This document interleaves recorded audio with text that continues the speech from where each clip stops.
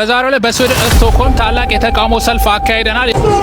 አሁን የምነግራችሁ ዜና ልብ ይሰብራል። እኔ ባለሁበት እዚህ በአርባ ምንጭና በዙሪያዋ ባለው የጋሞ ዞን ደጋማ አካባቢዎች መሪር ሀዘን ወርዷል። ናው አገዛዝ ህዝባችንን እየገደለ ምርጫ አካሄዳለሁ እያለ ፌክ ምርጫ ለማካሄድ እያካሄደ ያለው እንቅስቃሴ እንቃወማለን። ኢትዮጵያ ውስጥ በሁሉም ብሔር ብሔረሰቦች ላይ የሚደርሰው የግድያ ይቆም። ያረጃል ያለም ዝና። ሰላም የተወደዳችሁ የዋስቲ ቤተሰቦች እንደምን አላችሁ? ድጋሜ በአዲስ መረጃ ተመልሼ መጥቻለሁ ማለት ነው። በዛሬው ዕለት በስዊድን ስቶክሆልም ሰልፍ ወጥቷል። እሱ መረጃ ማስመለከታችሁ ነው የሚሆነው። በመቀጠልም በጋሞ ዞን መራር ሀዘን ተሰምቷል። እሱ መረጃ ማስመለከታችሁ ነው የሚሆነው። መጨረሻችን ላይ ደግሞ የኦሮሞ ህዝብ ሰልፍ ወጥቷል። እሱ መረጃ ማስመለከታችሁ ነው የሚሆነው። ሁላችሁም ይሄን ቪዲዮ ከመጀመራችሁ በፊት የላይክ ምልክቱን መጫን እንዳትረሳ። ለብዙዎች እንዲደርስ ይሄ ቪዲዮ ሼር በማድረግ እንጀምረው። አሁን የምነግራችሁ ዜና ልብ ይሰብራል። እኔ ባለሁበት እዚህ በአርባ ምንጭና በዙሪያዋ ባለው የጋሞ ዞን ደጋማ አካባቢዎች መሪር ሀዘን ወርዷል። ላለፉት ቀናት የጣለው ኃይለኛ ዝናብ ባስከተለው የናዳና የጎርፍ አደጋ የ30 ወገኖቻችን ህይወት በድንገት አልፏል። አደጋው በዋናነት ያጠቃው ተዳፋታማና ደጋማ የሆኑ የዞኑ አካባቢዎች ሲሆን 30 ንጹሃን ዜጎች ቤታቸው ውስጥ እያሉ በድንገት በመጣ ናዳና ጎርፍ ህይወታቸው አልፏል። መኖሪያ ቤቶች ወድመዋል፣ ንብረቶችም ፈርሰዋል። የዞኑ አስተዳደር ሁኔታውን መሪር ሲል ገልጾታል። አሁንም እዚህ አርባ ምንጭ ዝናቡ ስጋት መሆኑ አልቀረም። አስተዳደሩ ተጨማሪ አደጋ እንዳይከሰት ጥሪ ያቀረበ ሲሆን ባካችሁ በገደላማና ለጎርፍ ተጋላጭ በሆኑ ስፍራዎች የምትኖሩ ወገኖቻችን ከፍተኛ ጥንቃቄ አድርጉ። የሰው ህይወት ተተኪ የለውምና ለወገኖቻችን እረፍትን፣ ለቤተሰቦቻቸውና ለወዳጅ ዘመዶቻቸው ደግሞ ጽናቱን ይስጣቸው። መረጃው እንደተመለከታችሁት ነው። በጋሞ ዞን በጣለው ዝናብ ምክንያት 30 ሰዎች ህይወታቸውን አጥተዋል። እስቲ ሁላችሁም ኮሜንት ላይ የገባችሁ ነፍስ ይማር እያላችሁ ጻፉ። መግቢያችን ላይ እንደነገርኳችሁ የኦሮሞ ህዝብ ሰልፍ ወጥቷል። እሱም መረጃ ተመልክተን ሐሳብና አስተያየት እንሰጣለን።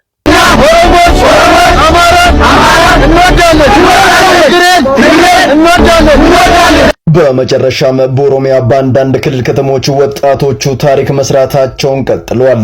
በዚህም በተደረጉ ሰላማዊ ሰልፎች ላይ አማራ፣ ትግሬ፣ ደቡብ፣ ሲዳማ ሌሎችንም ብሔረሰቦች በመጥራት ህዝባችን ናቸው፣ አማራነት ወንጀል አይደለም፣ ከሚለያየን ነገር ይልቅ አንድ የሚያደርገን ብዙ ነው እያሉ ድምጻቸው ማሰማት ጀምረዋል።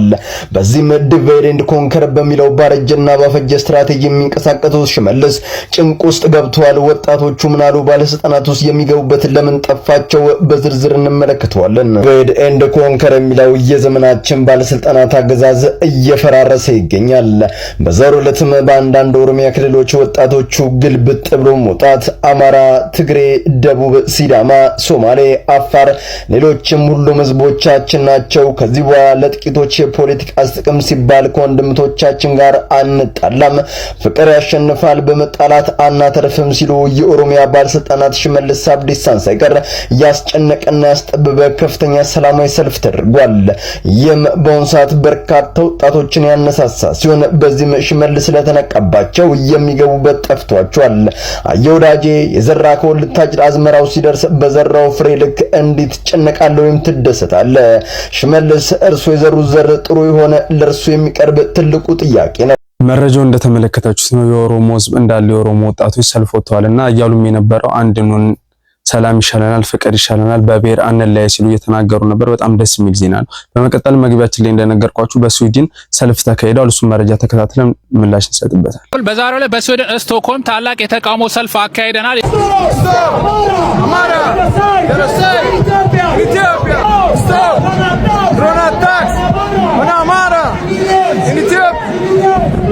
የብልጽግናው አገዛዝ ህዝባችንን እየገደለ ምርጫ አካሄዳለሁ እያለ ፌክ ምርጫ ለማካሄድ እያካሄደ ያለው እንቅስቃሴ እንቃወማለን።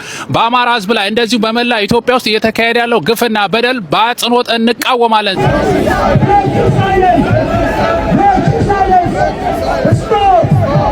ኢትዮጵያ አርሲ ኦርቶዶክስ ክርስቲያን ላይ የሚደርሰው ጥቃት ይቁም። ከምርጫ በፊት ሰላም ይቅደም። በኢትዮጵያ የታሰሩ ፖለቲከኛ እስረኞች ይፈቱ። አገራችን ላይ ሰላም ይቀድማል ከምርጫ በፊት ስንል በስዊድን የምንገኝ ተቃውሟችንን አሰምተናል። ታላቅ ዓለም አቀፍ የህዝብ ተቃውሞ ሰልፍ ዛሬ በስዊድን ስቶክሆልም ተጀምሯል። ቀጣይ እንግዲህ በየበራችሁ በአምስቱም ሀገር እየመጣ ይገኛል።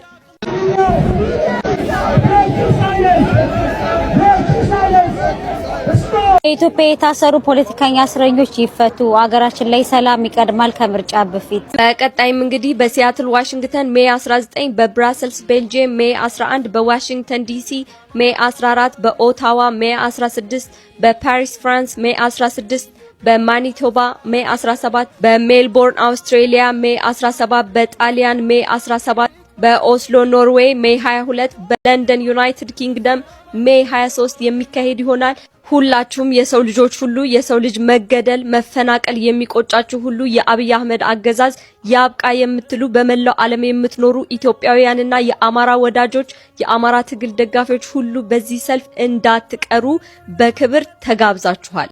መረጃው እንደተመለከታችሁት ነው። በስዊድን የሚኖሩ ኢትዮጵያኖች ከምርጫ በፊት ሰላም ይሁን እያሉ ሰልፍ ወጥተዋልና እስቲ ሁላችሁም ኮሜንት ላይ ሀሳብ አስተያየታችሁን አስቀምጡልኝ። ለዛሬ ይዤላችሁ የመጣሁላችሁ መረጃ ይሄን ይመስላል። በቀጣይ መረጃ እስከምንገናኝ ቸር ቆዩ።